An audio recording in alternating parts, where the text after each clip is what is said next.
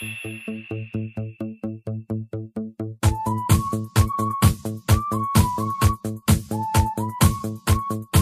oui, bonjour, nous sommes de retour, bonsoir ou je ne sais quoi, bonne nuit, avec le podcast Bug. C'est notre 5e numéro déjà, les garçons, ça passe vite. Alors toujours accompagné des fidèles Bastien, salut Bastien. Salut. Et de Grumpy Seb, Sébastien, salut Seb. Salut. Eh bien écoutez les gars, après le succès foudroyant de notre 4e épisode, on a concocté un nouveau numéro qui est spécial série télé cette fois-ci. Ouais, c'est original. Et ouais, hein, parce que mine de rien, la création artistique est beaucoup sur les séries télé aux États-Unis, donc forcément, bon suiveur, en bon mouton comme vous voulez, on en est là aussi. Donc aujourd'hui nous allons passer au crible 13 Reasons Why, la nouvelle série. C'est Netflix d'ailleurs qui produit ça ? Ouais. Ok, il y aura également Légion et pour finir une sorte de pot pourri avec Iron Fist et Walking Dead. Donc les garçons, nous allons tout de suite commencer, à moins que vous ayez quelque chose à dire pour le début de l'émission. Caramel. Très bien. Alors donc nous allons tout de suite commencer par Légion, c'est parti. Donc Légion. Alors je sais que Seb l'a vu, Bastien ne l'a pas vu, mais tu peux néanmoins en parler. Comme ça tu feras comme tous les critiques ciné de la presse hexagonale. Légion, c'est donc une série Marvel qui est diffusée sur la chaîne FX, si je ne m'abuse, aux États-Unis. C'est tout à fait donc ça. C'est la même chaîne que Walking Dead, n'est-ce pas ? Non, ça c'est AMC Walking Dead. Ok, très bien, on la refait. Donc FX, c'était quoi ? C'était The Shield alors ? Voilà, donc bon, il y a quand même au moins une grande série qui a été déjà diffusée sur cette chaîne.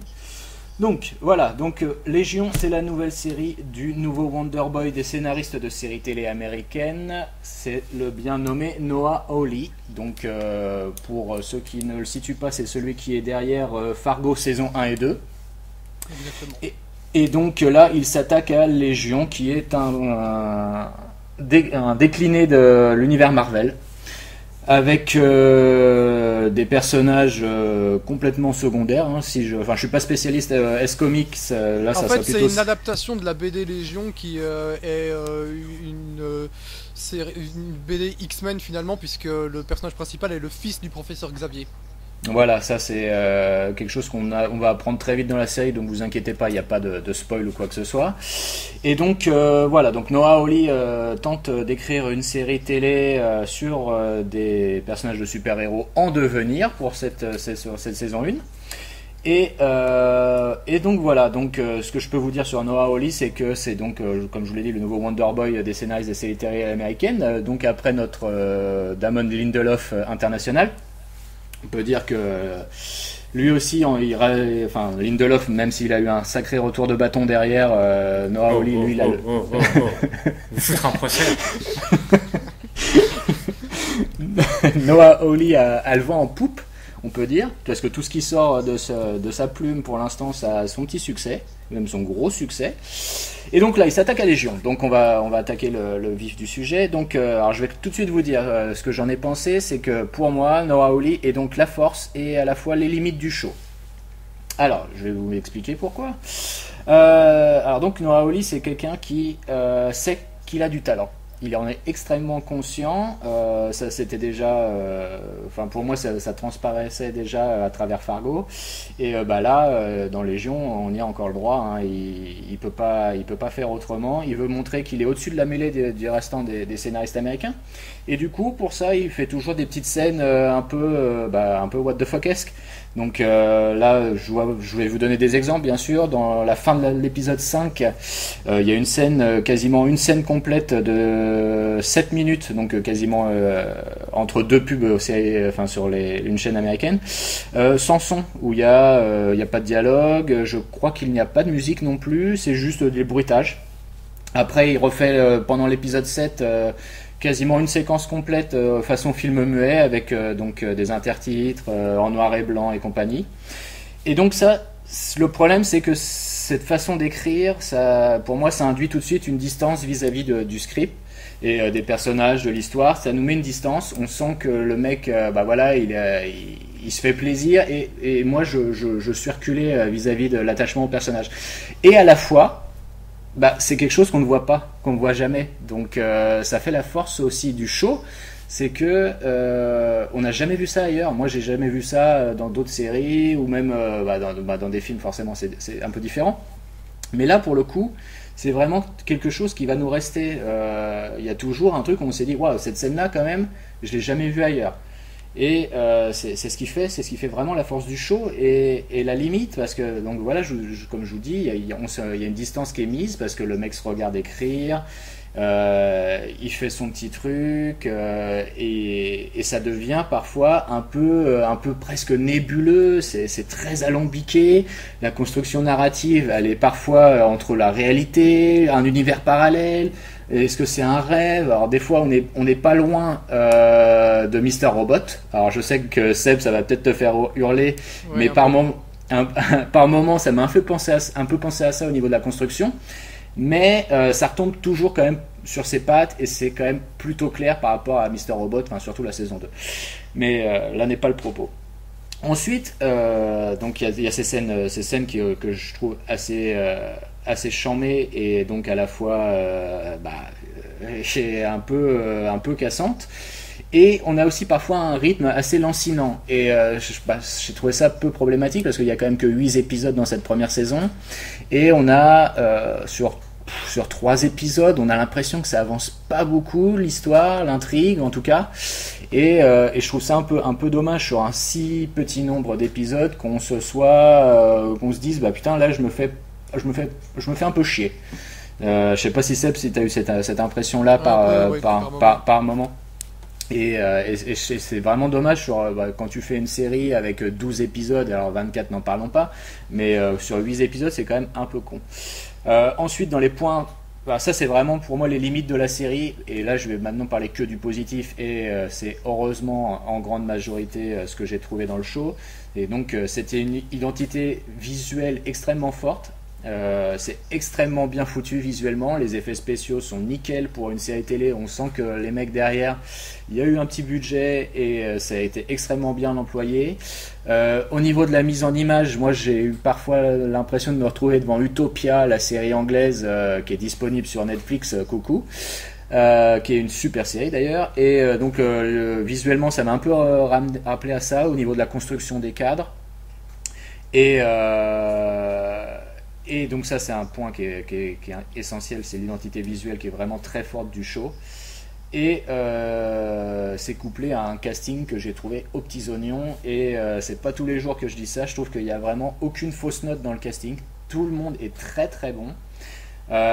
Aubrey Plaza est absolument charmé dans le rôle de Lenny, et notre amie Rachel Keller qui était déjà dans la saison 2 de Fargo, et pareil est excellente, et le rôle titre c'est Dan Stevens, c'est ça? Ouais.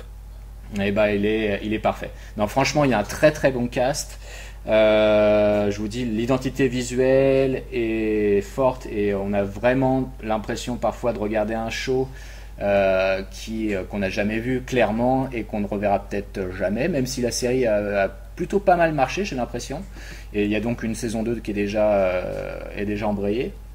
Et voilà, donc après je vous dis, si ça vous dérange pas d'avoir un Noah Hawley qui se regarde parfois écrire et rajouter des choses qui sont parfois un petit peu alambiquées et presque masturbatoires pour lui, je dirais, et allez-y, de toute façon allez-y, franchement la série vaut vraiment le détour, ne serait-ce que pour son identité, même dans l'univers Marvel, on n'a jamais vu ça.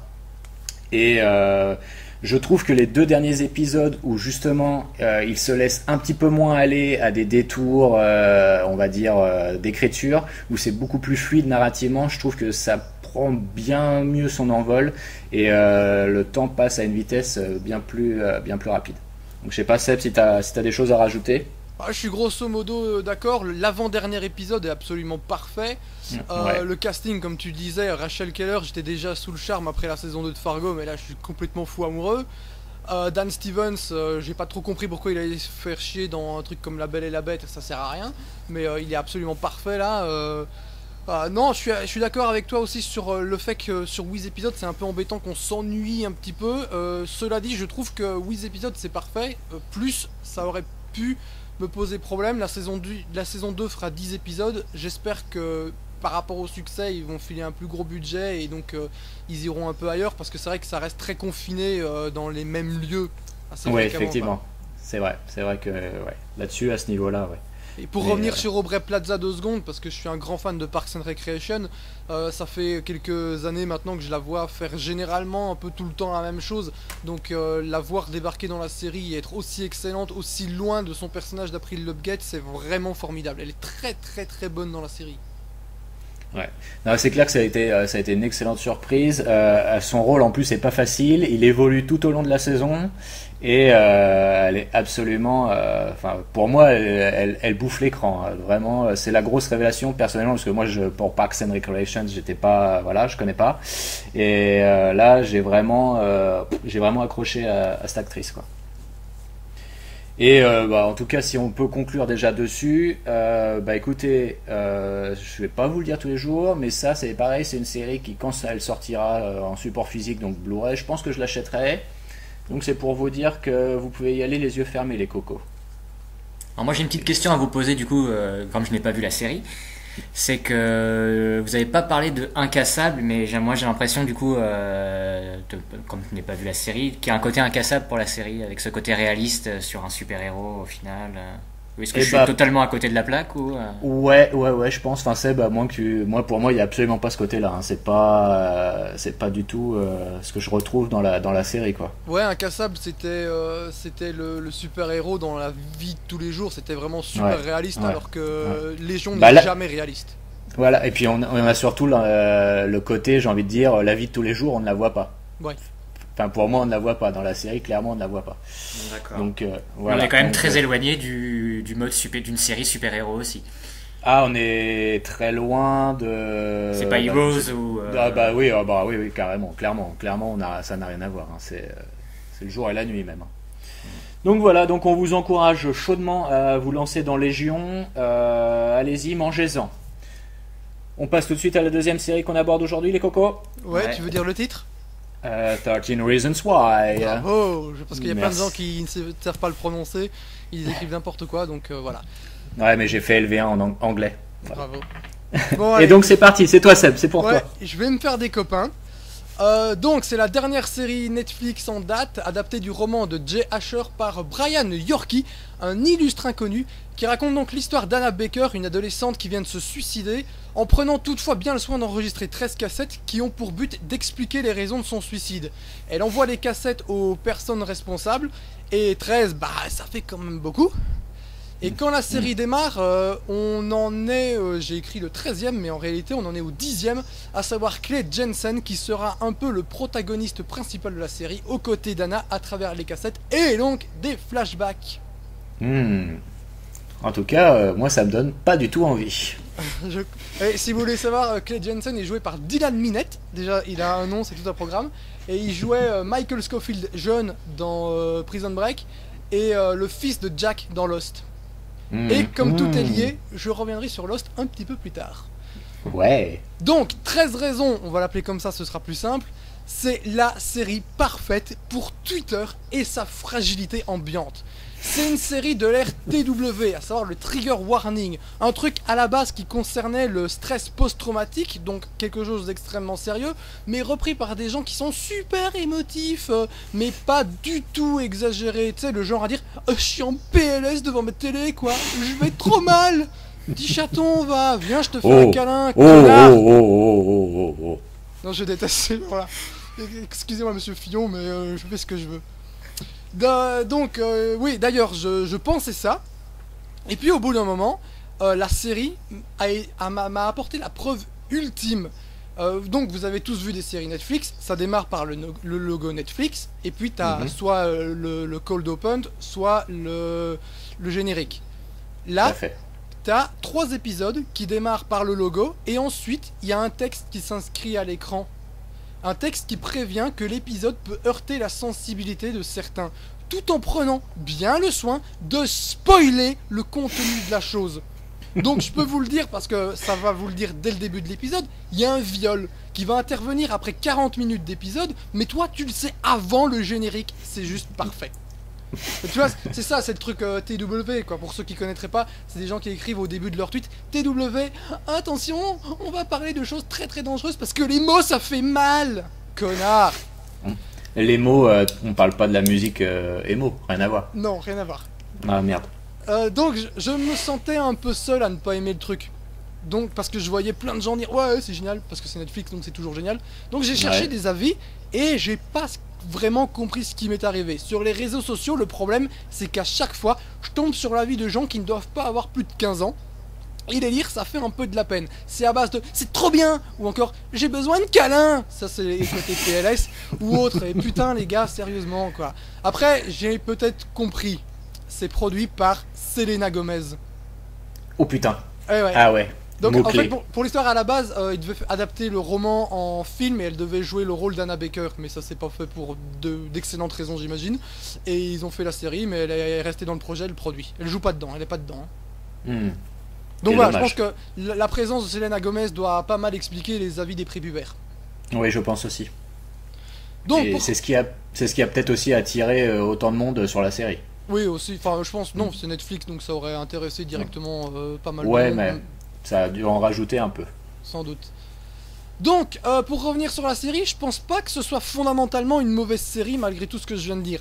En fait il y a beaucoup de choses intéressantes dedans, son fond principalement. Parler du bullying, traiter du viol, le suicide, je trouve que la série a des fulgurances. Et c'est froid, c'est pas fait de manière à enjoliver le truc, tu te le prends dans la gueule. Mais je peux pas adhérer à l'histoire parce que tout passe à travers le prisme du mystère.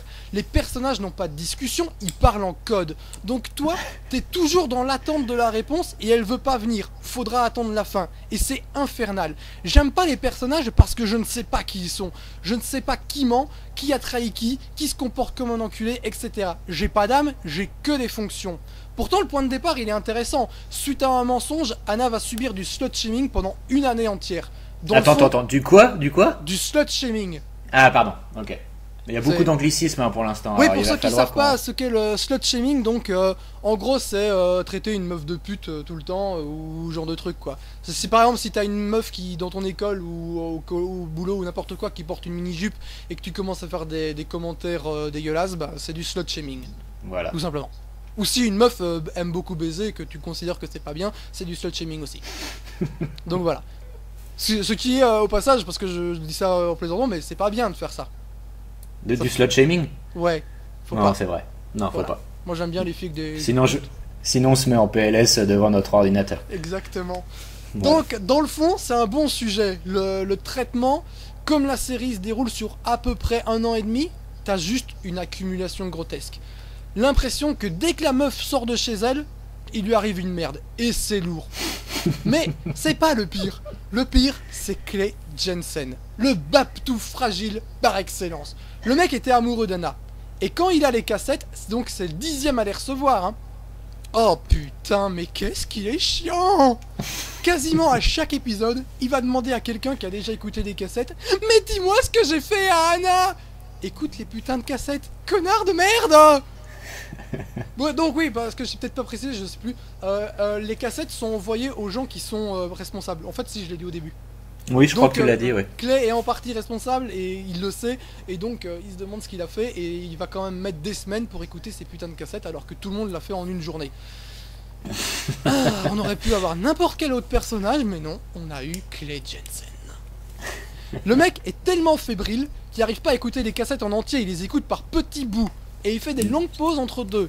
La raison, ça le fait se sentir mal. Et là, à chaque fois, on lui dit qu'il n'a pas encore écouté la sienne et que c'est grave ce qui est dit. Et rien, il s'en branle, ça le fait pas avancer.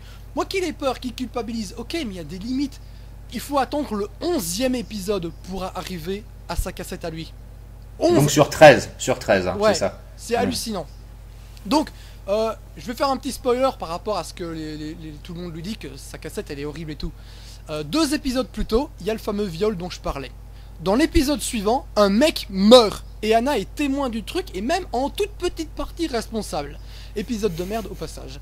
Et là t'arrives sur Clay et c'est censé être pire. Donc tu t'attends à un truc énorme, hein. Et là, c'est oui. le gros pétard mouillé. Et, ils sont en train de s'embrasser, ils sont enfin en train d'arriver au moment où il va la choper. Mais elle, par rapport à toute l'année qu'elle vient de subir, elle se souvient, t'as des mecs qui ont profité d'elle, puisque elle passait pour une fille facile. Donc t'avais des mecs qui lui mettaient la main au cul. Encore une fois, hein, des choses qu'il faut pas faire. Hein. Comme je disais, le fond est intéressant. Et ça, c'est en effet le pathétique du harcèlement. La meuf s'en est pris plein la gueule pendant une année et tout lui revient au moment où elle est enfin en train d'embrasser le type gentil par excellence.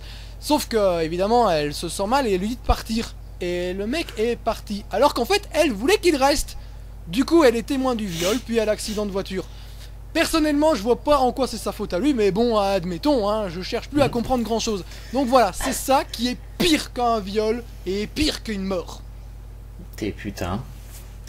Et bah, c'est Ouais. c'est tout un programme tout ça. Hein. Ouais, mais la série, comme je disais, il y a des trucs très intéressants. Et si ça avait été traité mieux, putain, il y a vraiment des trucs, c'est froid, c'est cruel. Et c'est ça le problème, c'est que c'est pour le fond et la forme, quoi. Ouais, T'as c'est ça. vraiment deux trucs différents. Et du coup, est-ce que la série s'adresse à qui? Quel est le public visé à ton avis? C'est vraiment pour les ados ou ils essayent d'augmenter un peu le niveau du débat quoi? Le livre était ce qu'on appelle un young adult. Donc je pense que la tranche d'âge, je dirais, c'est 15-30 ans à peu près. Pour le public cible, D'accord. à peu près, hein, je Ouais. pense. Donc plus 15 ans comme pour Jean-Luc Lahaye ou plus 15 ans comme 15 ans quoi? Non, Jean-Luc Lahaye, c'est moins de 15 ans. Hein. Ah oui, c'est vrai, pas. Ouais, Ouais, ouais. enfin, oui. En même temps, personne ne lui aura donné moins de 15 ans. Enfin, on s'égare, voilà. Oui, oui. Donc, je vais pas m'éterniser non plus trop sur le fond et la forme parce que je pourrais en fait faire épisode par épisode que j'arriverai encore à oublier des trucs. Je vous le dis, c'est vraiment du 50, enfin même pas du 50-50, c'est plus du 80-20. 80% de problèmes narratifs et 20% de trucs où tu te dis, ouais, ce sujet-là, il est fort, il est intéressant, traitez-le convenablement, quoi. Parce que l'autre problème de la série, donc c'est pour ça que je vais arrêter de traiter de ça, c'est les personnages. Outre Clay, tous ceux qui sont concernés par les cassettes, c'est juste pas possible, quoi. Je parlais des persos sans âme qui étaient juste des fonctions, mais c'est plus que ça, ou moins en fait. T'as les mecs concernés par les cassettes qui parlent, mais personne ne sait si Anna dit la vérité. Pourtant, ils l'ont entendu leur cassette, donc ils le savent. Qu'on vienne pas me sortir l'excuse du c'est sa vérité et chacun a la sienne. Tu peux avoir un point de vue différent, mais un fait reste un fait. Si t'as pas baisé une meuf, mais que tu dis l'avoir fait, bah t'es un fils de pute. Point. Y a pas de débat. D'ailleurs, mec, même si t'as baisé la meuf et que tu vas dire à tout le monde que tu l'as baisé, t'es un putain de fils de pute. Point. Merde, vous êtes d'accord avec moi quand même? Oh. François Fillon est très présent dans l'émission aujourd'hui. Donc, par rapport à ça, parce que les mecs ont vraiment fait des saloperies à la meuf, t'as Clay qui menace souvent de parler des cassettes aux profs ou autres. Mais il y a personne pour aller lui piquer les fameuses cassettes pour s'assurer qu'il n'ait plus de preuves. Non, ça préfère faire des petites manigances à la con qui ne l'empêcheraient toutefois pas de parler. Par exemple, ils le font virer de l'école pendant 3 jours. Le plan de dingue, putain. D'ailleurs, les gens incriminés, il n'y a personne qui pense à détruire les cassettes. Hein. À la place, ils font circuler pour que tout le monde sache ce qu'ils ont fait. Ok, il y a des copies, du moins une. Mais ça, eux, ils le savent pas. Putain. Ouais, c'est un peu n'importe quoi. Ça a l'air fatigant quand même. Hein. Oui, bah moi personnellement, à un moment, je regardais l'épisode et j'ai commencé à crier devant ma télé parce que t'as Clay, je crois que c'est le 8ème, et il dit mais qu'est-ce qu'il y aurait dit dans ma cassette? Et moi, je suis devant ma télé, ça m'arrive rarement de faire ça, mais je dis mais putain, mais écoute-la ta cassette. Donc voilà, j'étais assez énervé, quoi. Mais c'est ce que ça se passe dans les années 80 parce que s'ils en Oui. sont encore aux cassettes. Non, ça fait partie des trucs genre Stranger Things où on aime bien Ah faire putain. un peu le côté passéiste. Non, ça se passe à notre époque. Ouais, Mais putain, Clay mais. a un vélo. Comme dans Ah. c'est génial. Ah ouais. Oh putain, oui. Oh, c'est beau. Beau clin d'œil. Bravo. Ouais. Et ils sont surtout tous sans magnétoscope du coup. Bah il faut croire, oui, je sais pas. Ah, parce que c'est des cassettes audio? Ah oui, des cassettes Non, audio. Ah oui, pas vidéo, Ah, non. c'est pas magnétoscope. Ah non, ouais. elle avait pas le temps de se filmer, attends. Ah ouais, j'étais en train de me dire. Il aurait oh, fallu se oh, oh. maquiller avant. Oh non, non. Ouais, après, on aurait encore fait du slut shaming sur son maquillage, ça faisait encore 2 épisodes en plus. Ça. Oui, au moins. Donc, les personnages et leur classe sociale, on va zapper ça vite fait, hein, parce que t'as le mec, Clay, il se casse de chez lui à tout moment, n'importe quelle heure, hein, du jour ou de la nuit, les parents sont complètement ok, sauf s'il avait pas dit qu'il partait, où là, c'est tout de suite la panique. T'as les meilleurs parents du monde là-dedans. C'est vraiment une autre réalité sociale. Les mecs ont 16 ou 17 ans, ils vont au café du coin, mais genre le Central Perk de Friends, quoi, hein. C'est pas les cafés où on va pour faire la fête, enfin, je sais pas comment vous faites ça chez vous, j'imagine que c'est comme moi, comme chez nous en Belgique, hein. Y a plus de Mais les présents. mecs, ils arrivent dans un café vraiment très sérieux, très adulte, et ils s'y connaissent à mort, quoi. Genre, ils prennent des triples cappuccinos de mes couilles, ils connaissent les noms, les trucs, c'est des Jacques Vabre en herbe, quoi. Donc à côté de ça, t'as aussi le photographe de l'école, c'est une caricature du mec qui prend tout en photo, il a tout le temps son appareil avec lui, tout le temps quoi qu'il fasse, et ça continue dans le cliché avec tous les autres, c'est assez infernal. D'ailleurs, lui aussi, c'est une pauvre merde, mais apparemment... bah c'est pas trop grave, il dit qu'il est pas trop responsable. Enfin, autant être honnête, le mec c'est un putain de stalker qui allait grimper dans des arbres ou ce genre de truc et il se mettait devant chez Anna, il prenait des photos d'elle dans sa chambre. Et derrière il se dit, hey, ça va quoi C'est un peu George McFly. Exactement, en moins cool. Ensuite, je vais passer en vitesse maintenant sur le meilleur personnage de la série, qui évidemment s'appelle Tony, Ah alias Mystère Mystérieux. Cheveux gominés, veste en cuir et le corps tatoué. À 17 ans, partout, la moitié du corps est tatoué, c'est complètement normal. Encore une fois, je connais pas les réalités sociales américaines, hein. Si ça se trouve, ils vont vraiment au café, prendre des cafés normaux comme ça. Ils ont vraiment à 16 ans des tatouages partout sur le corps. Ça doit y en avoir, hein. Quoi? Il doit y en avoir, hein. Ouais, mais pas à ce point, quoi, c'est pas possible. Le mec, il a sa petite Mustang et tout le bordel, quoi. Il a des parents riches, c'est vraiment une autre classe sociale que la nôtre, hein. Bref, le mec, Tony, il sait des choses. Mais chut, c'est un secret. Donc, ceux qui regardaient Lost pour son mystère ont terminé la série déçus. Alors que ceux qui regardaient pour les personnages, à savoir le moteur de la série, ont pour la plupart été satisfaits. C'est pas innocent. Et c'est ce que rate complètement, à mon sens, 13 Reasons Why. Maintenant, l'honnêteté me pousse à dire qu'il y a une sorte de miracle qui se produit à la fin. Ça devient bien sur sa dernière demi-heure. T'arrives sur la fameuse scène du suicide, et elle est forte, elle prend aux tripes. Et même Clay, en parallèle, puisque toujours t'as le flashback, etc., il devient touchant. Et en fait, c'est lorsque les personnages commencent à être eux, honnêtes et logiques, que ça devient bien. Et c'est pas un hasard. Si la série avait été centrée sur Anna, ça aurait été bien. Son parcours, son mal-être, son isolement, avec subtilité, ce serait parfait. Une série sur plusieurs saisons qui étudierait en quelque sorte l'adolescence. Mais non, Breakfast Club, c'est une autre époque. Là, c'est juste pachydermique. Il y a une saison 2 qui est prévue ou ça me paraît compliqué cette histoire, non? Ouais, je sais pas comment ils vont l'appeler parce que dans le genre titre de série qui n'aura plus aucun sens, ça se pose là quand même. Avant Ouais, qu'un j'avoue. autre personnage vienne se suicider ou fasse quelque chose aussi en 13 cassettes, je sais pas. Et est-ce qu'il se serait pas rendu compte qu'il y avait une deuxième face sur la cassette audio et que du coup. Non, alors justement, elle enregistre sur deux faces. C'est le titre Oh des là épisodes, là. c'est cassette 1 face A, cassette 2, cassette 1 face B, cassette 2 face A, etc.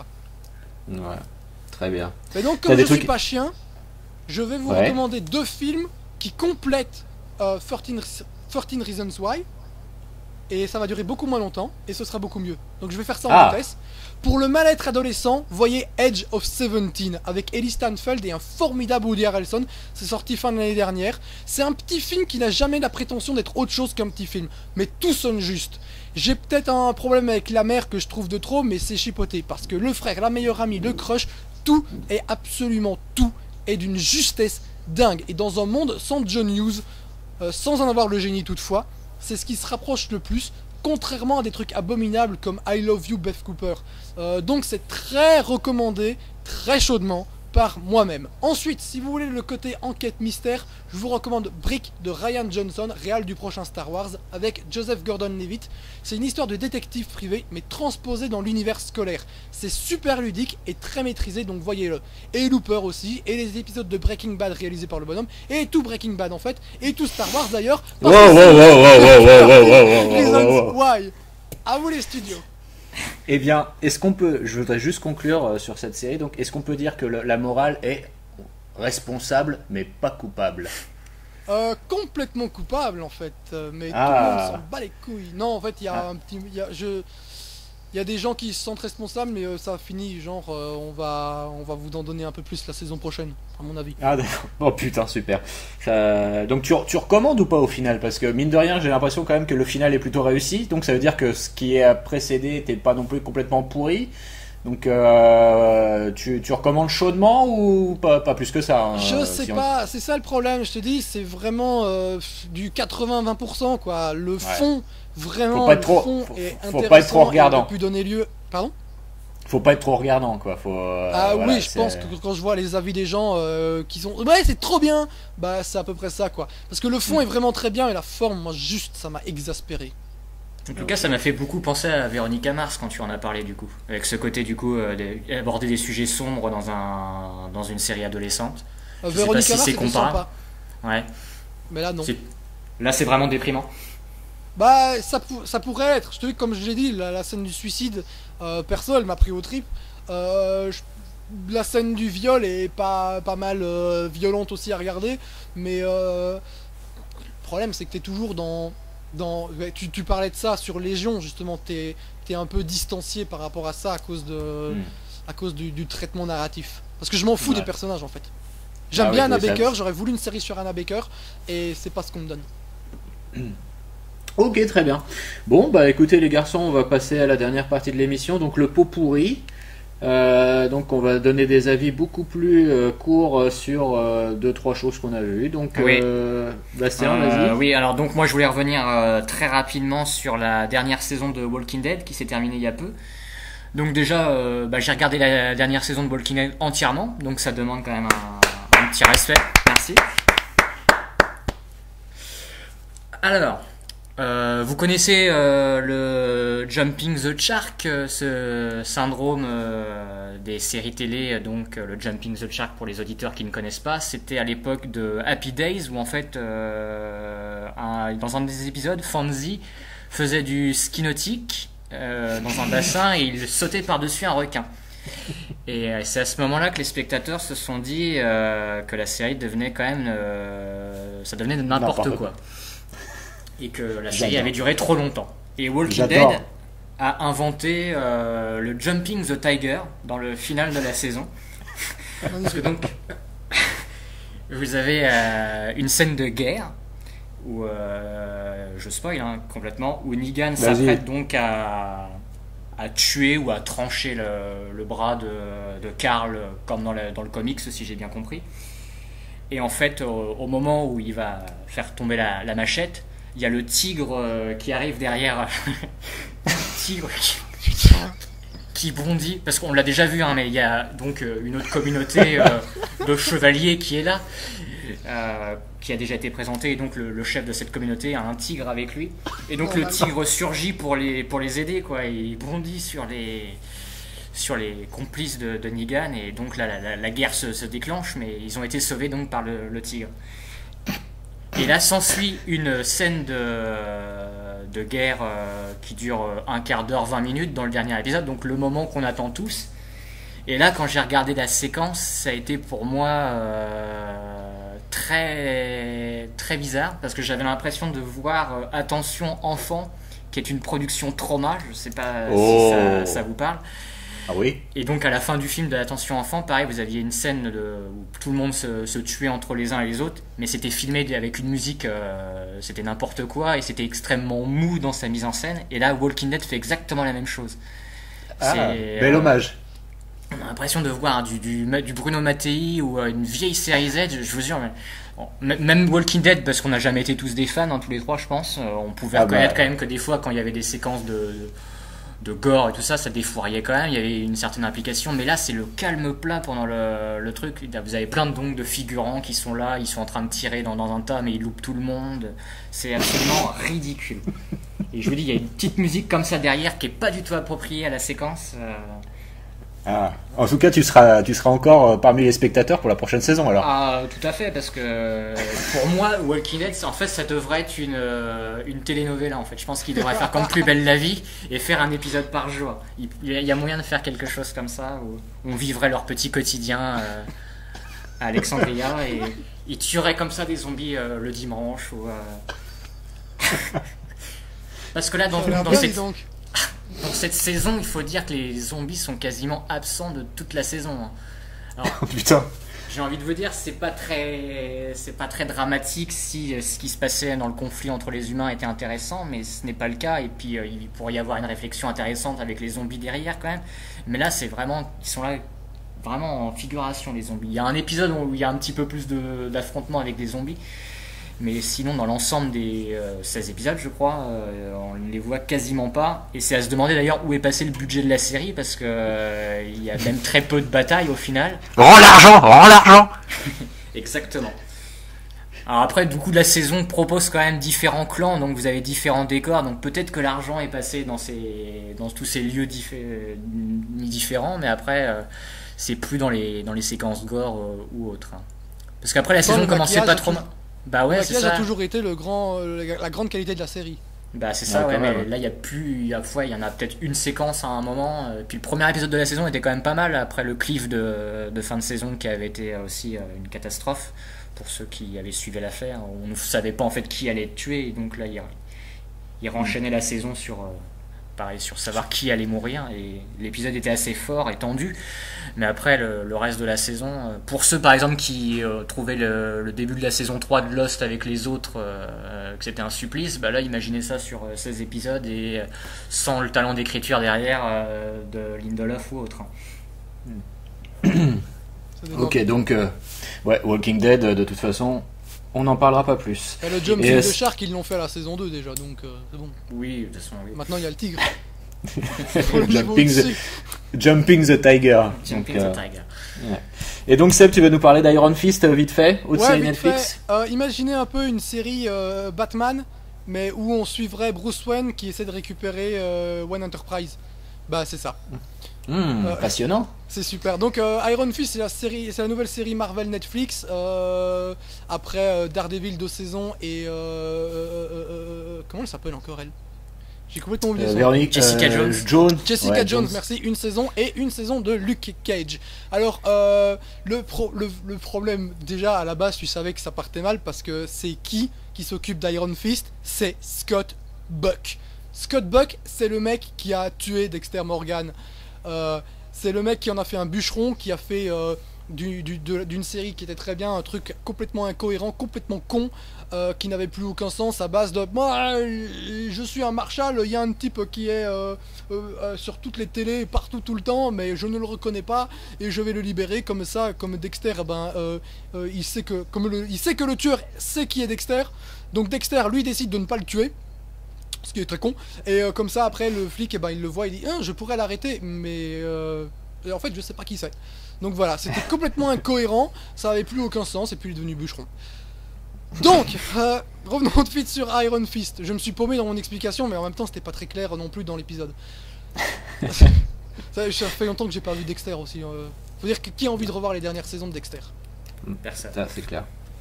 Donc voilà, le problème d'Iron Fist, c'est un peu comme toutes les séries Netflix et surtout aussi Marvel Netflix, c'est que 13 épisodes, à chaque fois c'est trop, et les épisodes en eux-mêmes sont déjà à chaque fois trop longs. Si tu veux faire un film de 13 heures, parce que fondamentalement c'est ça qu'ils veulent faire, c'est un film coupé en 13 épisodes, tu t'appelles pas David Simon quoi, mec, si tu veux faire The Wire, faut avoir le talent d'écriture derrière. Donc ce serait bien que tu te sortes un peu du cul, tu t'appelles Scott Buck mec, donc ne fais pas ça. Donc, Iron Fist, c'est moins chiant que Luke Cage, hein, mais c'est pas vraiment un argument. Luke Cage, c'est un mec indestructible, super fort et tout, et comme s'il te met un coup de poing, en gros, il t'explose la gueule, mais littéralement, quoi. Il donne des claques. Ce qui marche sur papier ne marche pas à l'écran, donc il met des claques à des gens et c'est juste ridicule à regarder. Ici, c'est différent parce que c'est du kung-fu. Ouais, mais du kung-fu qui donne l'impression d'être filmé au ralenti. C'est putain de mou. L'autre point bordélique de la série tient au niveau du casting. J'ignore si c'est du miscast en puissance ou juste l'indigence de l'écriture qui frappe à nouveau. Mais l'intrigue est complètement naze. En gros, le mec récupère son entreprise, découvre que les méchants l'utilisent pour faire du trafic de drogue. Ambition de fou. C'est la nullité, et c'est surtout la nullité, débilité des dialogues qui font halluciner. Je vais maintenant vous interpréter dramatiquement certains dialogues de la série. Vous êtes prêts? Allons-y. La main sont des meurtriers et des tueurs. Parce que l'un ou l'autre c'était pas bien. Plus je passe de temps à New York, plus je réalise la dualité de la vie. Elle est belle celle-là, hein. Et maintenant c'est un dialogue, ils sont à deux. Œil pour œil rend le monde aveugle. C'est facile à dire quand on n'est pas l'Iron Fist. Je pense que Gandhi serait en désaccord avec toi. Voilà, il y a beaucoup d'autres exemples, hein, je tiens à le préciser quand même. Il y a, tu parlais d'écriture à la con, mais il y a le dernier épisode se termine sur un cliffhanger génial où les mecs traversent une montagne et là t'as Danny, donc l'Iron Fist, qui voit du sang sur le mur et il fait oh il y a du sang sur le mur, puis t'as la caméra qui se recule et tu vois qu'à 3 mètres de lui, même pas, il y a 4 cadavres au sol et il les voit. Mec, pourquoi tu t'intéresses au sang sur le mur quand il y a 4 cadavres? C'est complètement con. Et donc voilà, c'est le gros problème, c'est assez ridicule quand le mec est en train de te dire qu'il est l'Iron Fist toutes les 3 minutes. C'est pas mal pathétique. Danny c'est un gros chouineur en plus, et après Luke Cage, ben, ça signifie que la moitié des Defenders qui arriveront cette année, un peu plus tard, sont composés d'un gros nounours en manque de câlin. Ça augure vraiment rien de bon. Je préfère attendre la saison 3 de Daredevil qui certes n'est pas parfaite non plus, mais au moins quand il y a des séquences d'action, elles sont bien. Au moins ça t'intéresse un minimum de suivre l'intrigue, même si comme j'ai dit c'est le problème de Netflix, hein, trop d'épisodes et épisodes trop longs. Mais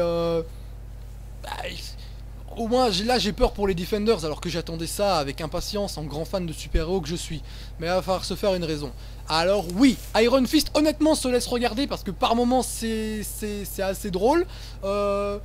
Il y a même des fulgurances, mais soyons honnêtes, hein, la fistinière n'a pas pris, et c'est très oubliable, parce que c'est médiocre. D'accord.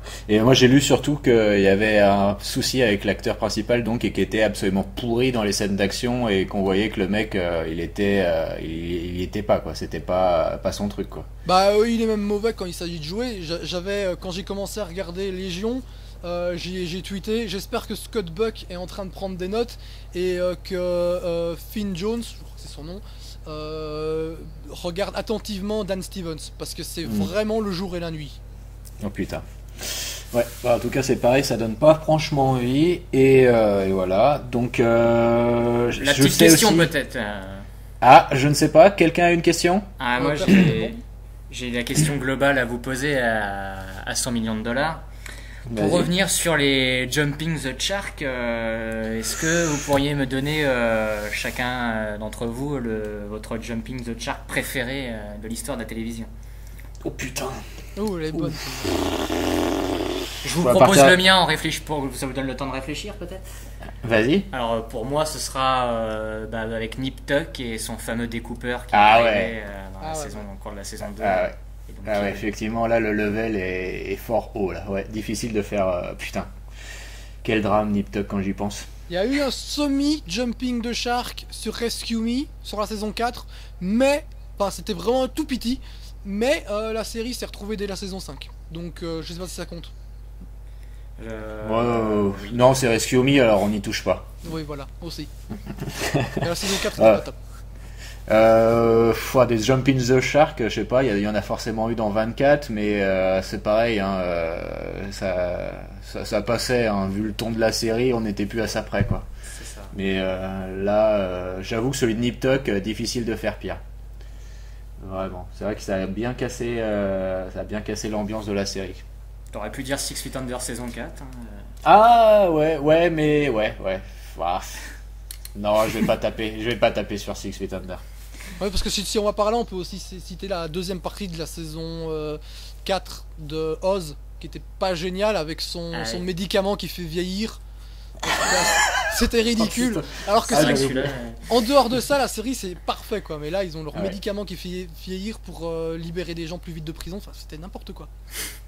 Ah, il y a quand même pas mal d'exemples, hein. Mine de rien, quand on réfléchit un peu, c'est vrai que les séries américaines, des fois. Dernièrement, il y a eu The Affair aussi, saison 3, qui a bien sauté le requin, avec une histoire aussi où Noah a été en prison, donc, et il y a un espèce de maton qui le frappe et tout, qui va prendre son livre, mais en fait c'est fenêtre secrète, quoi. C'est dans son imaginaire, il n'existe pas vraiment ce maton-là.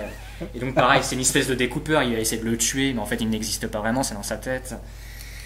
Ouh, putain, j'ai bien fait de lâcher l'affaire aussi, hein, sans jeu de mots. Ouais. Bah, on peut éviter de parler de Prison Break aussi, parce que je crois qu'au niveau du sautage de requin, ils y sont allés. Et j'ai commencé Avec- à regarder le revival. Les petits gars, dans quelques semaines, je vous en parle, je pense. Grand moment Et, de télé. Et t'as bientôt fini This Is Us aussi, hein, si on Il a me bien reste 12 compris. épisodes à regarder. Ah, très bien. En tout cas, la J'ai été série. très déçu parce que tu l'as quand même un peu trop teasé. Mais Police Academy 3, c'est genre 35 secondes hein, quand même. Ah bah oui. Ouais, mais je suis déçu du coup. Je m'attendais à un hommage et tout, et bah non. Mais j'ai envie Bon, de vous bah, dire, en même temps, le problème de ces séries, c'est que ils nous enculent avec leurs séries télé.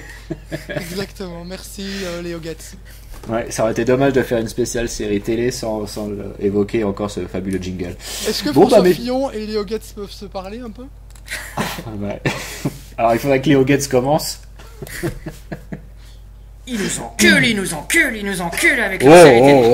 oh. Un combo. Voilà. Bon, bah écoutez, messieurs, est-ce que vous avez quelque chose à rajouter? Un dernier mot peut-être? Bastien? Friandise. Poutou. C'est Seb Poutou, très bien. Et pour ma part, ça sera Simagré. Donc, sur ce, je vous dis à bientôt. Les garçons, à la prochaine. Portez-vous bien. Et n'oubliez pas, c'est pas parce qu'on est passionné qu'on dit des trucs passionnants. Voilà, à la prochaine. Ciao. Ciao.